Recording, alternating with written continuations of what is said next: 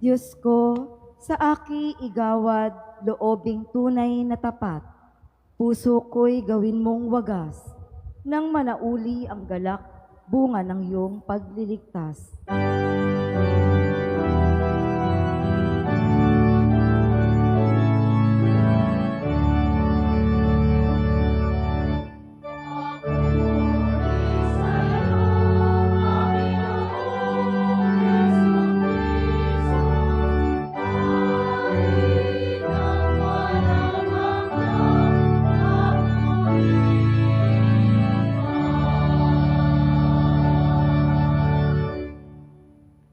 Sumainyo ang Panginoon. At sumaiyo rin. Ang mabuting balita ng Panginoon ayon kay San Mateo. Papuri sa iyo, Panginoon.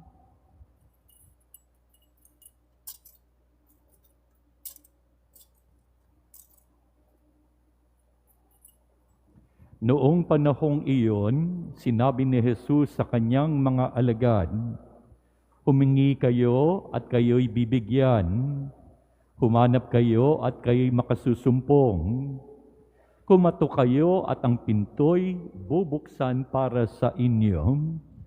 Sapagkat tumatanggap ang bawat humihingi, nakasusumpong ang bawat humahanap, at binubuksan ang pinto sa bawat kumakatok. Bibigyan ba ninyo ng bato ang inyong anak kung humihingi ng tinapay? Bibigyan ba ninyo siya ng ahas kung humihingi ng isda?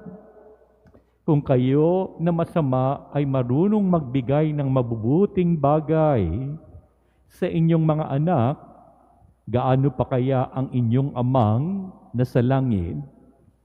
Ibibigay niya ang mabuting bagay sa mga humihingi sa Kanya. Kaya gawin ninyo sa inyong kapwa ang ibig ninyong gawin nila sa inyo. Ito ang kahulugan ng kautusan ni Moises at ng turo ng mga propeta. Ang mabuting balita ng Panginoon. Pinupuri ka namin, Panginoong Hesukristo. Magandang gabi po sa inyong lahat. Magandang gabi rin po sa inyo. Pakibati nyo naman para sa akin yung mga katabi ninyo, ngitian at sabihin nyo, magandang gabi sa iyo. Dagdagan ninyo, ang swerte ko, katabi kita. Kaya makinig ka. Ang aking paksa ngayong gabi sa ating ika-4 na Novena Mass para kay San Jose, gabay ng parokya sa pagkakaisa, itong si San Jose. Pagkakaisa sa parokya, yan ang hangarin ng Diyos sa bawat simbahan. Ang totoong simbahan, mga kapatid, ay itinatag ni Kristo at hindi kung sino-sino. At meron tong 4 na mahahalagang katangian ayon sa Nicene Creed na ating ipinapahayag. Ano-ano ito? The Church is one, holy, Catholic, and Apostolic.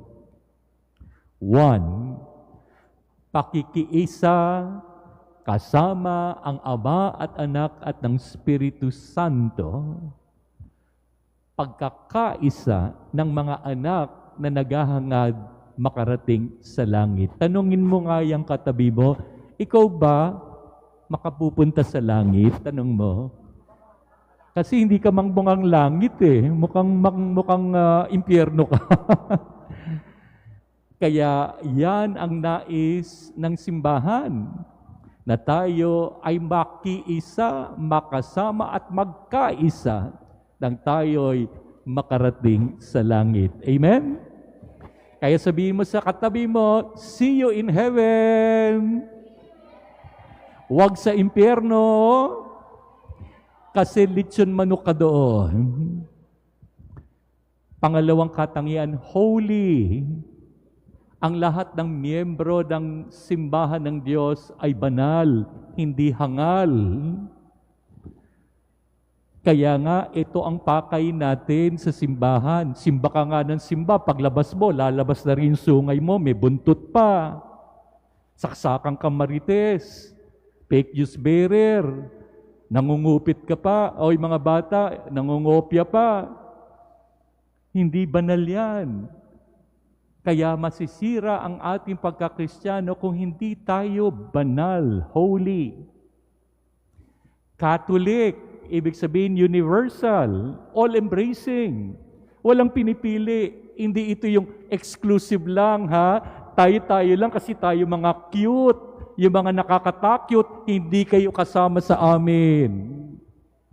Walang ganyan. Sapagkat tayo ay nilikha ng Diyos para sa lahat. At ang panghuli, apostolic. Nakaugat ito sa mga apostoles sa pangunguna ni Peter. Kaya nga, ang mga apostoles ngayon ng ating mga obispo sa pamumuno ng Santo Papa. Ipagdasal natin ang Santo Papa, pagaling na siya, ha? At makikita ninyo ang namumuno sa simbahan sa lokal na samahan ay ang obispo. Kaya nga, yang apat na iyan ang katangian ng totoong simbahan.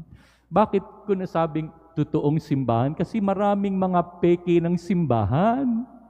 May nagsasabing sila ang tamang daan, dating daan, walang daan, 500 ang abuloy. Pero ito'y gawa-gawa ng tao, hindi ito gawa ng Diyos. At kung babasahin ninyo, John 17 verse 21, ito ang panalangin ng Panginoon, that they all may be one as the Father and I are one, that they also may be one with us. Kaya kung tayo nagkakaisa, nakikiisa sa atin ang Diyos Ama, Anak at ng Espiritu Santo. At kung tayo divided, humihiwalay sila kasi hindi nila ramdam kasama sila kanya-kanya. Kilala naman natin yung nais at ang pasimuno ng hidwaan at hindi pagkakaisa sa pamayanan ng Diyos. Sino yon? Yung may sungay? Yung may buntot? Sino yon? Si Satanas, ang demonyo. Nakakita na ba kayo ng demonyo? Hindi pa? O huwag kayong titingin sa katabi nyo. Kaya nga si Pedro, alagad na ni Kristo, ha, sa Matthew 16 verse 33. Nung hindi siya umanib sa kalooban at plano ng Diyos, anong sinabi niya kay Pedro? Sumama siguro ang loob ni Pedro, pero pinagsabihin niya, "Get behind me, Satanas! You are a hindrance to me, for you are not setting your mind on the things of God, but the things of men." Kaya yung mga nagnanais, hamakin ang gawain ng Diyos at ang kalooban ng Diyos, anong tatawag natin sa Kanya? Satanas. Ano yung tatawag? Lakasan! Sabihin mo sa katabi mo. O hindi ko sinabing Satanas ka. At dito natin makikita ang mabuting halimbawa ng inyong patron na si San Jose. Hindi niya hinadlangan ang plano ng Diyos para sa kaligtasan ng sanlibutan. Biruin niyo, girlfriend niya, na betrothed na siya. Tapos si Maria, buntis na hindi sa kanya. O kayo mga kalalakihan, ox ba yun sa inyo? Para kang niloko ng babaeng iyon. Pero kung babasahin niyo Matthew chapter 1 verse 24 to 25, nagpakita sa kanya ang anghel. Pinaliwanag sa kanya, oo nga, hindi mong anak yan, pero yan ang tagapagligtas na inaantay ng buong sanlibutan. Kaya, Anong ginawa niya? Sinunod niya ang plano ng Diyos. Nakianib siya, nag-cooperate siya, nakiisa siya. Kaya nga, he took Mary home as his wife until she gave birth to a son and gave the name Jesus. Kung hindi tinanggap ni Jose, si Maria, may Pasko kaya tayo? May Christmas bonus kaya kayo? Wala. Maaantala ang plano ng Diyos. Dahil sa pakikiisa ni Jose sa kalooban ng Diyos, ang pakikisama niya sa buong mundo para na nag-aantay na sila'y maligtas, ito ang diwa ng pagkakaisa natin sa Diyos. Gawin ang kanyang kalooban. Gawin ang kanyang mga itinuturo at inuutos. Kaya kung tayo'y magiging pasaway, anong tatawag natin ulit sa kanila? Satanas. At ito po ang magdadala ng pagkakaisa sa simbahan, sa ating parokya. Kaya hinihiling ni San Pablo, Ephesians 4 verse 3, ano sabi ng Biblia? Mga mananampalataya, make every effort to keep the unity of the Spirit through the bond of peace. Kaya ang mga taong mapayapa, sila ang magiging magandang kasangkapan ng pagkakaisa. Ang pagkakaisa ng simbahan, mga kapatid, ay nagpapakita ng mahal na presensya ng Diyos. Amen? Kung tayo nag-aaway-away, nagwawatak-watak, hindi Diyos ang nandiyan sa ating piling. Pakinggan yon, sinabi ni San Pablo, Ephesians 4 verse 2 and 3, may 5 bagay na siyang magpapatibay ng ating simbahan at ito'y makikita ninyo sa buhay ni San Jose. Una, humility. Humility. Don't think of yourself as better than others. Meron ba kayong kilala mga taong saksakan ng yabang? Hambog? Parang electric fan, ang hangin-hangin. Palagay ko, ayaw nyo sila maging kaibigan, hindi ba? Yung mga taong mayayabang. Nakakalimutan nila kasi kung sila man ay may galing, talino, karisma, kayamanan. Itong lahat ng ito ay galing sa Diyos. At pag nakikita ng Diyos, oy, nagyayabang ka na, baka kunin niya yan. Katulad ni San Jose, kilala niya kung sino siya. Isang lingkod ng templo, naglilingkod para sa Diyos. Kaya nga, nung siya itinawag ng Diyos na maging asawa ni Maria at magiging ama ng tagapagligtas, hindi siya nagyabang, ang galing ko!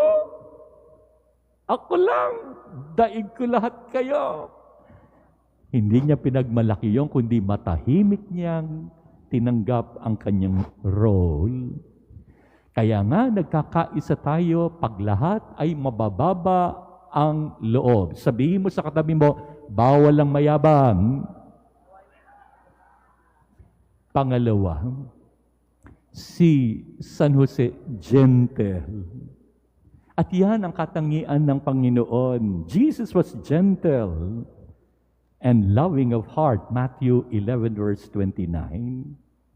Kaya ang isang taong gentle, hindi marahas, hindi rude, hindi harsh.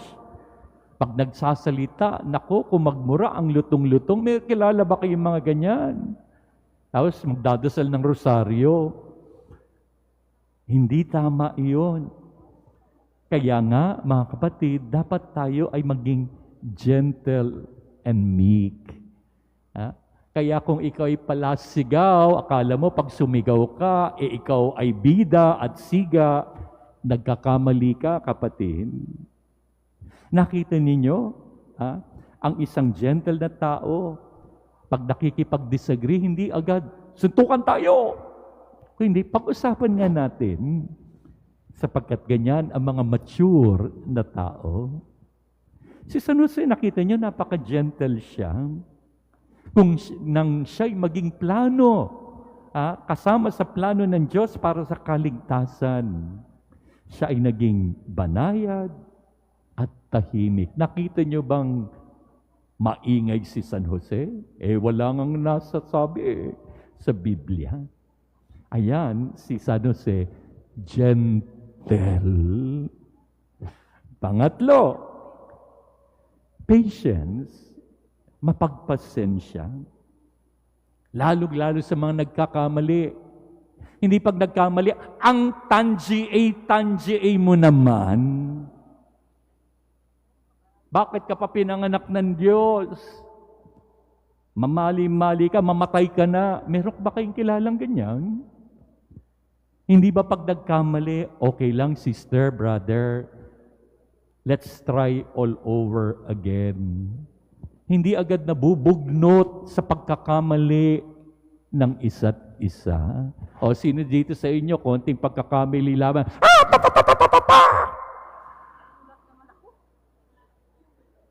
grabe, ano? Nobody is perfect. Lahat nagkakamali. Pero kung tayo'y matututo sa pagkakamali ng bawat isa at hindi na niya gagawin yun, yan ang bunga ng patience. Please learn from each other's mistake, but don't repeat it again. At huwag kang lulusot. Sumugat ako'y tao lamang. Ang tao'y ginawa sa kawangis ng Diyos, kaya nagsisikap maging matuwid. At yan si San Jose. Naunawaan niya yung kaso ni Maria. Naku, pag susuplong ko to, baka batuhin pa ito. Pero ang anak na dinadala niya ay tagapagligtas, kaya susuportahan ko siya. Magpapasensya ako, hindi siya nagreklamo at nagwala to the max. At sinabi niya, ano ba naman ang Panginoon? Bigyan mo ako ng babae. Cute nga, pero buntis naman, hindi akin. Hindi, kasi mapagpasensya itong si San Jose. Pang-apat, love. Mapagmahal si San Jose. They will know we are Christians by the way we love. Hindi sa haba at pagandahan ng rosaryo yan at padamihan ng nobina. Dasal ka nga ng dasal, pero hindi ka marunong magmahal. At ano ang pagmamahal? Ayun, marunong kang maging mapagpasensya, mapagkumbaba at umunawa at magpatawan. Meron po ako sasabihin sa inyo, mahalaga ito, huwag niyong kakalimutan. Yung sinabi ni Saint John of the Cross. Alam niyo, sabi niya, at the end of our lives, we will be judged by the way we have love. Love of God and love of neighbor. At the end of your life. Tingnan nyo nga ang mukha ng katabi nyo. Mukhang kukunin na ba ni Lord yan? Yung iba mukhang kukunin na. Ha? May ataol na ba kayo? Nagawa nyo na yung last will ninyo. Pero ang pinakamahalaga, kayo ba ay nagmahal? At ang panghuli, zeal, committed to bringing people united to God in His church, not to bring people to oneself. Kaya nagkakaroon ng mga kulto, padatisismo.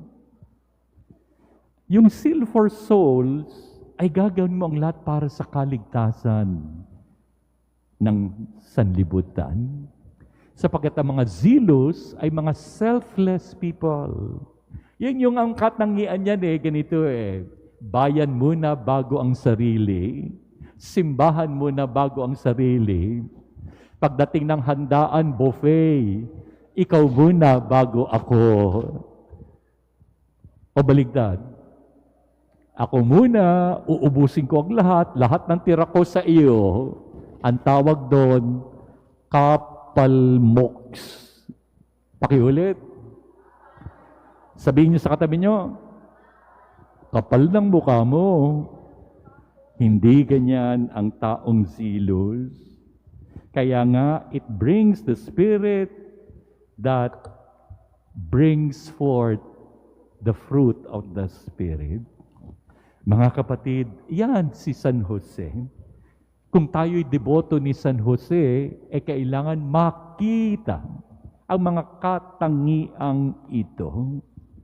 Kaya nga, pag tayo naglilingkod, lalong-lalo na kayo mga naglilingkod sa simbahan, tularan nyo si San Jose. Gamitin nyo itong 5 katangiang ito at iyan ang ikatutuwa ng Diyos. At pag kayo'y pagod na sa paglilingkod sa Diyos, o asiwa na kayo na naglilingkod sa Diyos, tandaan nyo ito, don't stop when you are tired. Stop when you are done in your responsibility. Mga taga St. Joseph, gagalangin. Hindi gagalangin ng tao kasi niya kagalang-galang. Hindi kagulang-gulang. Kayo ay dapat maging huwaran ng katangian ni San Jose. Sa inyong pagkakaisa sa inyong parokya, ang pamilya ng Diyos dito sa lupa, diyan kayo nagbibigay luwalhati. At pag ginawa nyo yan, nako, ang sarap ng piyesta ninyo. Amen?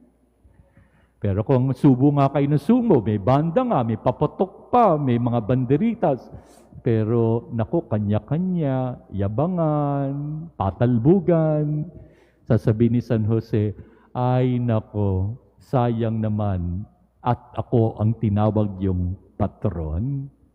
Mabuhay kayo bilang parokya at naway dumami pa ang mga naglilingkod sa simbahan ng St. Joseph Parish sa Gagalagid. Palakpakan natin po si San Jose.